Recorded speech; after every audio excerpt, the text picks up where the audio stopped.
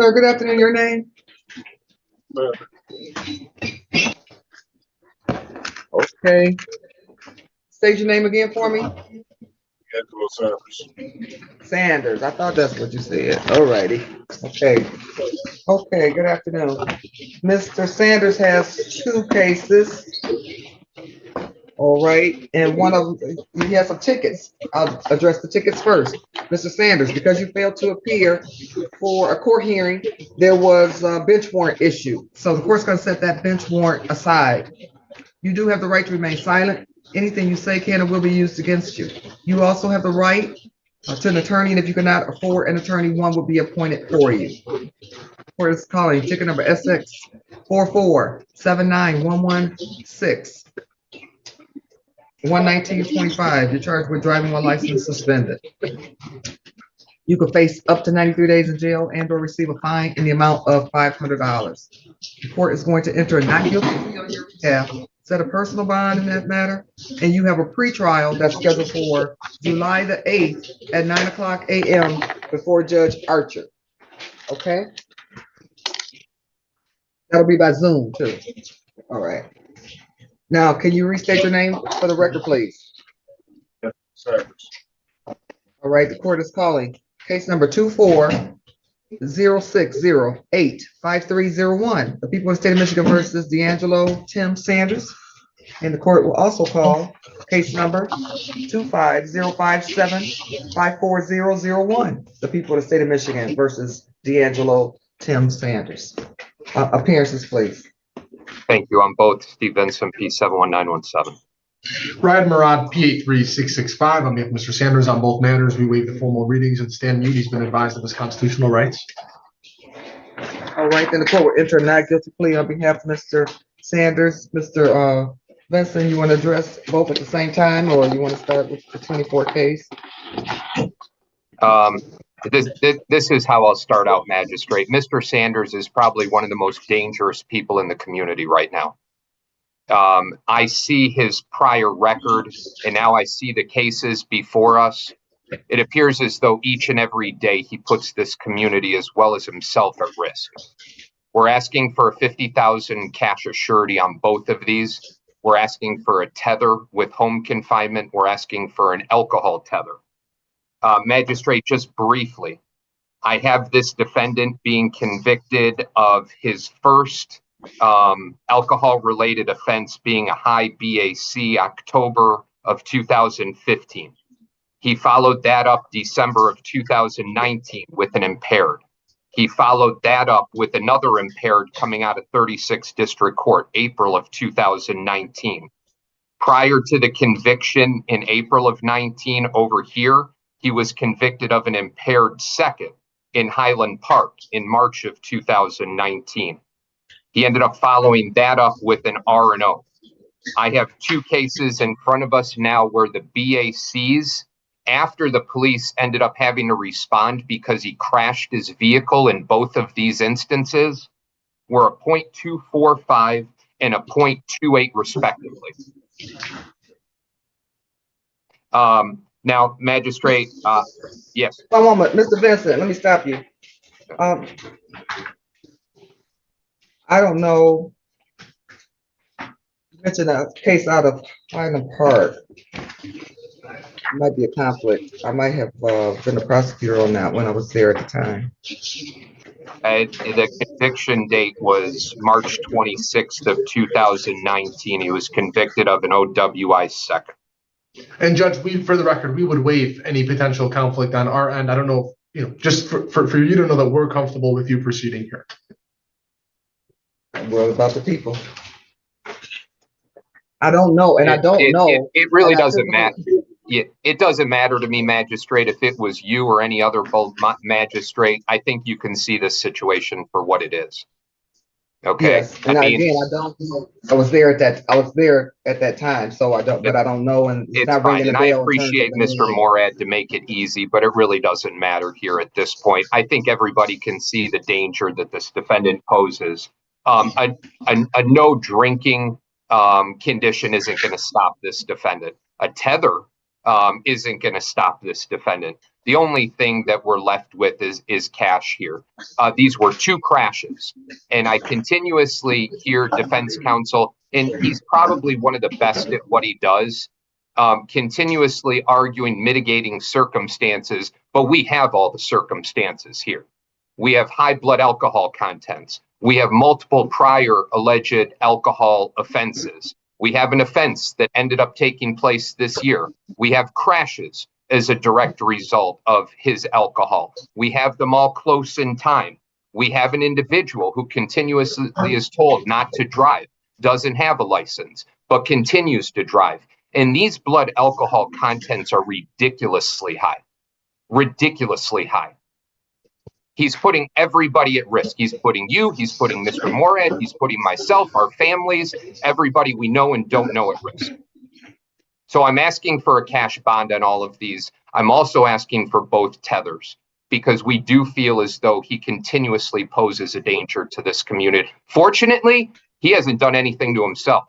But more importantly, he hasn't hurt anybody else in this community. You know how many drunk drivings we've had this week where the drunk driving has led to deaths?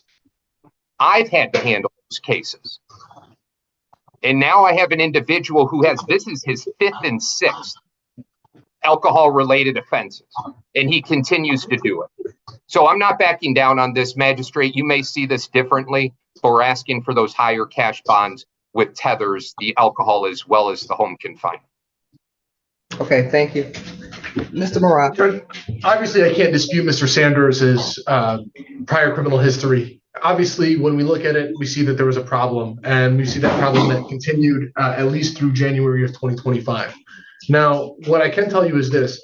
I haven't been presented with anything before me, and I don't think you have either, Judge, that tells me that he's going to rip off this tether and violate it. I am stipulating and agreeing to an alcohol tether here. I think that makes the most sense. We're lucky that, this is a case where we can track alcohol by putting it on his ankle. And unless we have a history of him ripping off an alcohol tether, I don't see why that less, I would call it maybe less intrusive means would not be sufficient here. I think you could even go as far as imposing a GPS tether and confining him to work only with the alcohol tether.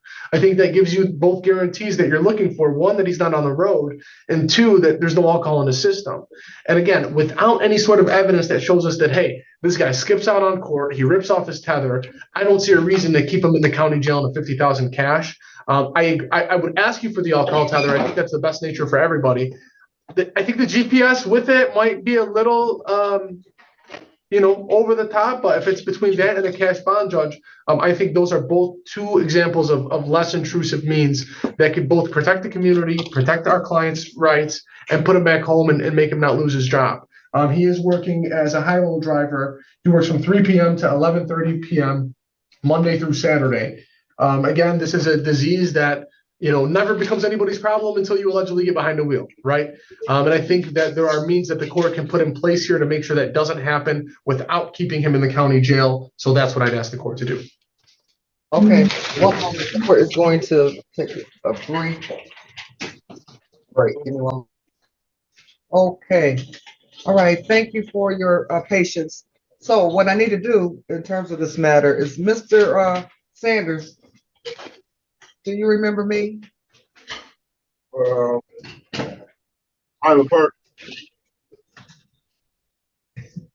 And I figured he was going to say that now, but he probably does because I was out there at the time. So the court is, because it's not up to the defense attorney to waive that or the prosecutor to waive that. It really is up to the defendant. And I previously prosecuted him on one of these matters. And so I know that the two of you have gone through argument, but the court wants to certainly do what is right, unless he is willing to waive. Mr. Sanders, are you willing to waive any potential conflict? Or if you want somebody else to hear it. Do you want somebody else, or would you like Your Honor to continue?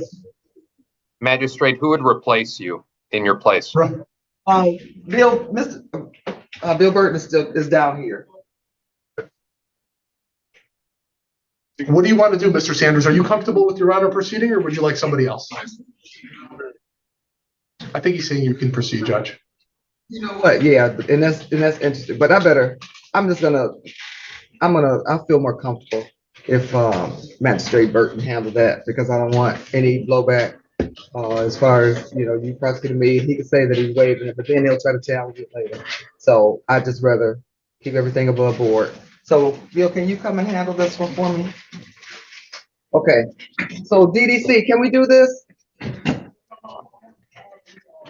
He said he was gonna handle it, so I kinda hate for you to go through that argument, but again, the court does not want, it to be a problem down the road. All right, look at the gentleman burden.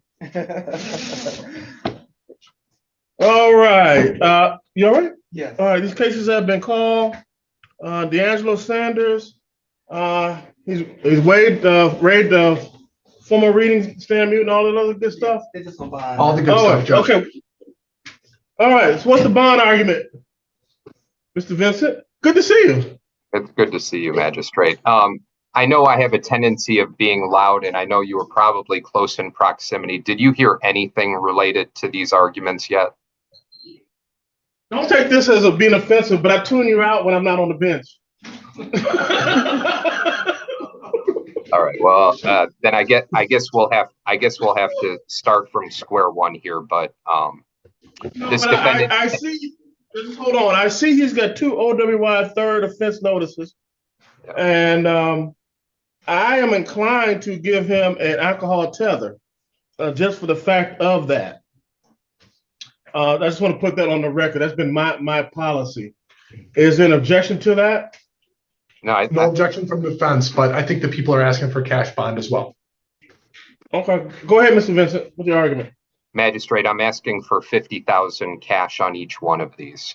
I was asking for the alcohol tether. I believe Mr. Moore had stipulated to that. I was also asking for tether house arrest. I'm going to do this as quickly as I possibly can because it was somewhat exhausting. But this defendant, in terms historically of alcohol convictions, in 2015, he has a high BAC. He ended up pleading in 36D. 2 years later, he followed that up with an impaired out of Redford in December of 18. Following that up in March of 2019 out of Highland Park for an OWI second, only to follow that up a month and a half later in 36 District Court with another impaired not getting the second because he was going through the case out of Highland Park at that time. I have an additional subsequent to that OWI second, which is really a fourth.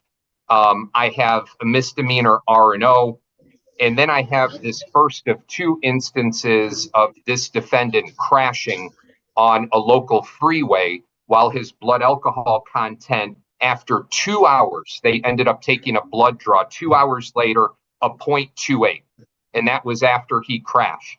And while he's in warrant status in the 2023 incident, in 2025, lo and behold, another car crash while this defendant isn't lawfully on the roadway because he doesn't have a license, crashing on a local freeway, ultimately a blood draw 3 hours after the incident, revealing a 0.245. Wow. Magistrate, my argument is this, and I think you know where I'm going to go with this. Every single day, this defendant is a clear and present danger to everybody. You, your family, Mr. Moorhead, my family, everybody. And Magistrate, we have to, when we talk about the dangerousness, appreciate maybe it might not be assaultive, but there can still be a danger that's posed. He's lucky to still be on this earth. He's lucky he hasn't killed anybody yet. We've had so many drunk driving cases this week where unfortunately we've lost members of the community. I'm asking for the cash bond because the people do feel as though this defendant is a danger. He continuously does this. So tethers are not going to help. Conditions of no driving aren't going to help. That's why we're asking for the cash. And I'm sorry, Magistrate, it's my second go around. I've taken a lot of the court's time, but that's where the people stand with this. Mr. Vincent, you make a good argument, given that repeated pattern of behavior, 2 pending cases, OWI third, And fortunately, you said these two cases before the court now are due to accidents. Is that correct? That's correct. That's correct. Okay. Okay, Mr. Murad, why should I not give him a cash bond? He apparently, the prima facie, he has a clear and present danger to the community. Judge, I know it doesn't minimize it that much. These are single car crashes. It doesn't appear that he was in collision with anybody else besides himself and the wall. But nonetheless, my argument is this, Judge. There is no disputing the criminal history. There's no disputing that he's had repeat OWIs. What I'm asking the court to do here is to acknowledge that there's been no evidence that's been presented that an alcohol tether doesn't work. That if you want to double that up with a GPS tether and confine him, that doesn't work. But what I'm asking the court to do is to not impose ultimately $100,000 to get him released from the county jail while he gets through this case. I would rather him take this time to get the treatment that he actually needs. It seems that this is, despite his history, this is the first time he's been charged with felony OWIs. This is a whole different go-around, Judge. And there's been nothing presented that tells us that he's going to rip off this tether, that he's not going to abide by his bond condition. Nothing that tells us that an alcohol tether here won't work. And I think you can go even as far as confining him to his home to make sure he doesn't even get in a car. Well, I'm asking you to do either of those things before you impose a high cash bond and keep him in the county jail while the case is pending.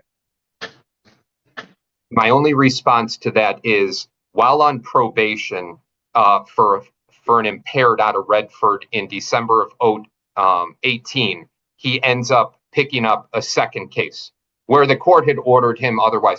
Then again, he ends up on probation, finding himself involved in another case. Now, listen, Mr. Morad knows, how much I like him, how much I appreciate. Mr. Vincent, you had me at hello. What's the bond you're seeking? $50,000 apiece. Okay. $50,000 cash surety. I believe the reasons are well articulated. It's clear to this court that Mr. Sanders has a substance abuse issue that he has. I'm pretty sure with his previous convictions, he's gone through some type of AA or whatever, substance abuse issues, but that doesn't seem to curtail his need to endanger members of the community. I am persuaded by Mr. Vincent's argument that he is a clear and present danger to the community. He has not taken control of his or meaningfully addressed his substance abuse issues. And regardless of whether there's a tether or not, he seems to disregard court orders or orders. He doesn't have a valid license to drive. He doesn't seem to have any concern for the much less his own safety and well-being, driving drunk and potentially crashing and not only endangering and possibly killing himself, but for the community. So I'm persuaded by Mr. Vincent's argument that he is a clear and present danger to the community. The court will give him a $50,000 cash surety bond with an alcohol tether. Bond redetermination will be Monday, June 23rd. On both matters. Probable cause July 1st, preliminary examination July 8th, both in front of Judge Taylor. Mr. Rod, is there anything else you want to put on the record? No, Judge. No, Judge. Mr. Sanders, do you have any questions regarding your bond and or court dates? So you said I got to pay $50,000 for each case? Yes, for each case. What if I can't afford that? You go see a bail bondsman. May I, Judge? Yes. Sir, we're going to see the chief judge on this on Monday, and we're going to try fighting for that bond to be reduced. So we're going to have another bite at the apple, okay? I just don't want you to make any other statements. We're going to be working for you to try and get you out and try to get that bond changed, hopefully, okay? All right, step aside, sir. All right. The Lady Burden returns. Magistrate, it was good to see you. Hey, thanks so much, Your Honor. Thank you.